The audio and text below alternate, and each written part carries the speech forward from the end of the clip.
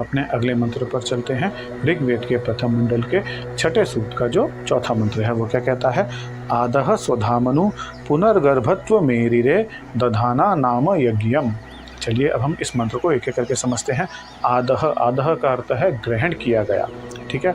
स्वधामनु, स्वधामनु का अर्थ है अपनी शक्ति के अनुसार, अपनी इच्छा के अनुसार।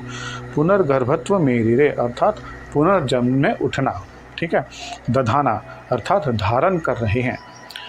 नाम यज्ञम अर्थात यज्ञ का नाम या यज्ञ की उपाधि। चलिए मित्रों, अब हम इस मंत्र के अर्थ को ठीक से समझने की कोशिश करते हैं। इस मंत्र में ऋषि कह रहे हैं कि इस यज्ञ कर्म के द्वारा हम अपनी इंद्रियों को धारण कर रहे हैं, जिनका इस यज्ञ में पुनर्जन्म हुआ है। इस यज्ञ से हमारी इंद्रियां शक्ति पा रही हैं। मित्रों, यज्ञ का अर्थ क्या है? मैंने पहले भी अपने वीडियोस में बोला है, यज्ञ कर्म का अर्थ होता है समाज के प्रति त्याग कर्म करना। तो जब हम समाज के प्रति त्याग कर्म करेंगे और अपनी इंद्रियों को समाज के कल्याण के लिए लगाएंगे तो हमारी इंद्रियों को एक नवजीवन मिलेगा। यदि हमारी इंद्रियों में कुछ भी व्याधि है, कुछ भी कमियाँ हैं, मतलब कोई नकारात्मक ऊर्जा भी है अगर हमारी इंद्रियों में, तो यज्ञ कर्म के द्वारा, समाज के प्रति त्याग कर्म के द्वारा हमारी इंद्रियां शुद्ध हो जाती हैं, उनको दोबारा से एक नया जीवन मिलता है।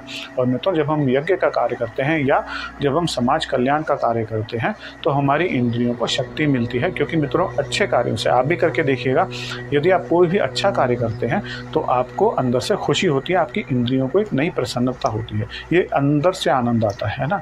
तो यहाँ ऋषि यही समझाना चाह रहे हैं कि यज्ञ कर्म के द्वारा हम अपनी इंद्रियों की व्याधियों को दूर कर सकते हैं और हम अपने अंदर से प्रसन्न हो सकते हैं, अपनी इंद्रियों को दोबारा से शक्ति दे सकते हैं। चलिए